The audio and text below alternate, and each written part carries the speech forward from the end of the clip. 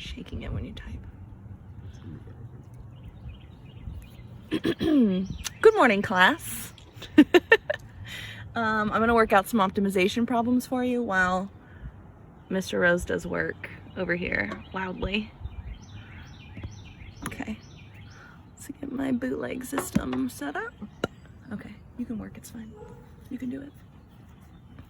All right, the first problem is, I'm gonna send you the worksheet of the ones that I'm working on, but it's find two positive numbers such that their product is 192 and the sum of the first plus 3 times the second is a minimum.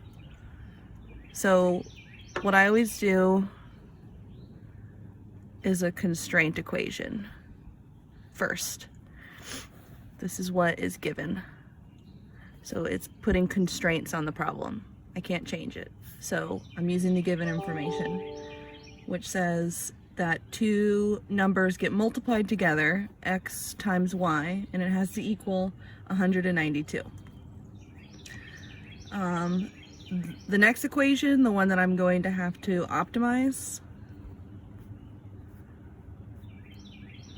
is the one where it's saying find a minimum or a maximum of something. So this one says the sum of the first plus 3 times the second is a minimum. So I'm just gonna set this equal to, I don't know, sum. I don't know, that sounds great. So when you're optimizing, do you see how this has 2 variables? We only want an equation with 1 variable. That's easy for us. So eventually you'll take a calculus class where you can have multivariables. That's not where we're at. So for me, it's going to be easier to substitute x because there's no coefficient in front of it. So I go back to my constraint equation. I'm coming back up here, and if x times y equals 192, then x is 192 divided by y. So now I have an x. I'm just setting up the system. So the sum of these two things is still 192 divided by y plus 3y.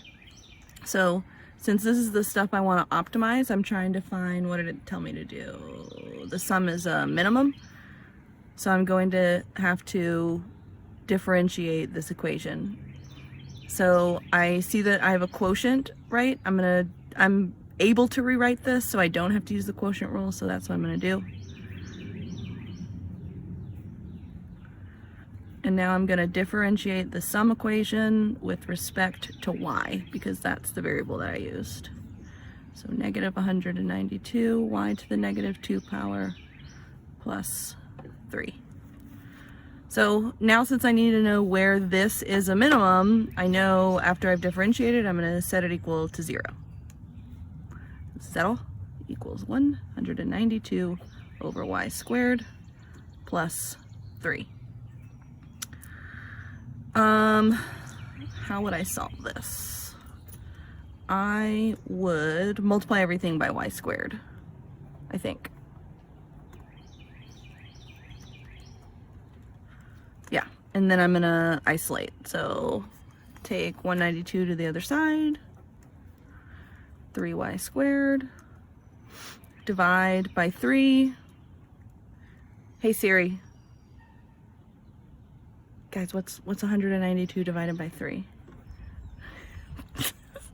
It's 64.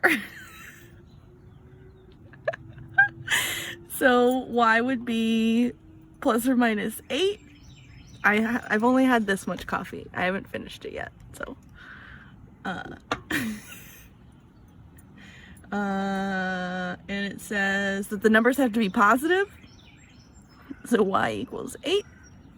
So now I go back to my constraint equation because I know that's my given, right? It's my given information. So if y equals 8, in this equation, what does x have to be? So x would also be 8. If I did this right. Okay, I'm sorry, I'm dumb sometimes. Yeah, this isn't true. 8 times 8 is not 192. I'm an idiot. So, in case you forgot, if you missed that part. Here it is. So, duh, x is 24. X is 24. X is 24 times 8 is 192, you guys. So these are your answers. Miss you!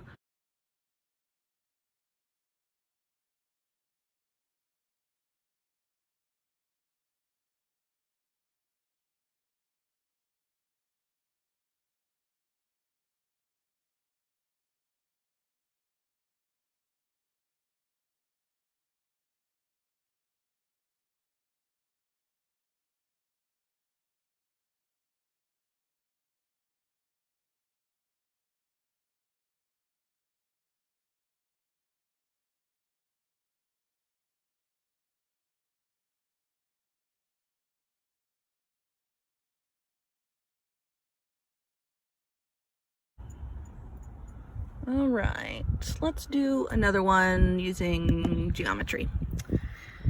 All right, this one says, sorry. Okay, we have the combined perimeter of an equilateral triangle and a square is equal to 10. So that's our constraint. It's our given information.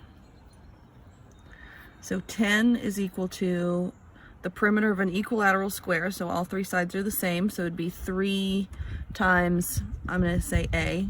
Here's our picture. A. Plus square. We don't know if this triangle and the square have the same side length, so I'm just going to call this B.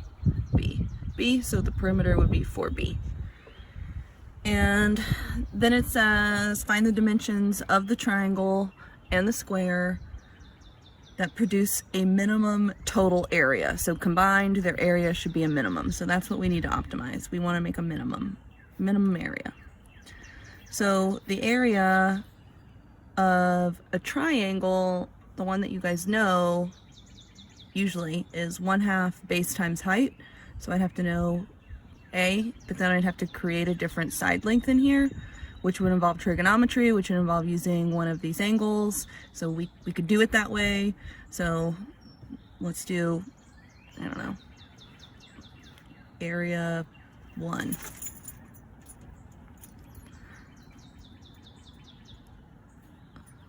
So that would be 1/2 of A, the base, times the height. So the height can be rewritten in terms of this angle here. So if it's an equilateral triangle, we know that that's a 60-degree angle. So we could say that the side opposite and the hypotenuse, so the sine of 60 degrees is equal to h over a. And we want to solve this for h because that's what would be part of this equation, and we just don't know what h is. So h would be a times the sine of 60 degrees. Here's where knowing your unit circle is important. The sine of 60 degrees, a times the square root of 3 over 2. So that's what the height is. So 1/2 base times height would be 1/2 of a times the square root of 3 over 2. So a squared times the square root of 3 over 2. I'm just gonna square root of 3 over 4. All right, so there's our area of a triangle. I also was gonna use Heron's formula, but I just figured out this is actually easier, so never mind. All right, plus the area of the square is b squared. All right, so again, we're in a situation where we have an equation with more than one variable. That's a no-no. So we want to rewrite this in terms of just one variable. So this time, if I look back up at my constraint equation, there's not an easier equation to solve for, so it's really up to you. Which one do you want to solve for? I don't know. So if we take this equation,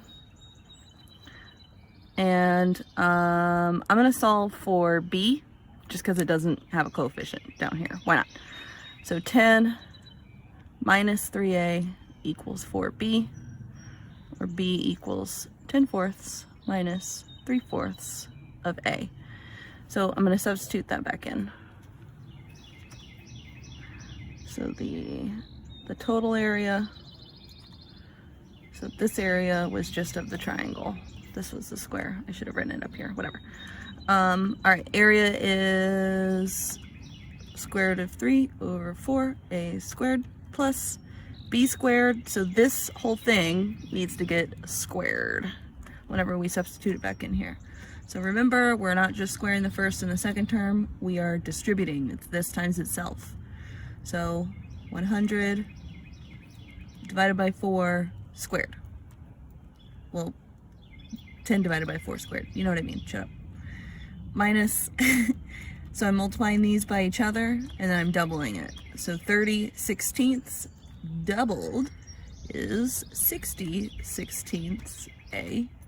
And now I am squaring this 3/4 squared plus 9/16 a squared. So clear to see, everything's in one variable. So now I'm ready to move on. So I have like terms, but they're, you know, it's not the easiest thing to combine them. I'm just going to skip that step for now. I'm going to go straight to differentiation because I know I need to optimize this because I want a minimum area. So the derivative of the area equation with respect to A, this is all power rule. Very easy. So 2, I'll just write out all my steps. 2 root 3 over 4 times A. This goes away. Minus 60/16. Here we're multiplying by 2, so 18/16 of A. And I just want to set it equal to 0. So I could simplify this stuff now. Square root of 3 over 2A minus 60/16 simplified would be 15/4 plus, then these both divided by 2 back to 9/16. No, 9/8 A. All right, getting there. So I am going to isolate, move this over. So 15/4 equals A times the square root of 3 over 2 plus 9/8. That's the coefficient of A. So now I'm just dividing 15/4 by this sum to get what the value of A should be. And I don't have a calculator, so I'm going to let you guys do that on your own. And once we get A, we're ready to substitute back into the constraint equation to find B. I can tell you what the answers should be. So A, the side of the triangle, should be approximately 1.883, and then B, the side of the square, should be 1.087. So hopefully that's what this gives you. I'm going to check it before I send this video because I'm not insane. And if it's wrong, I'll be refilming this and you'll never know. All right, bye, love you, miss you.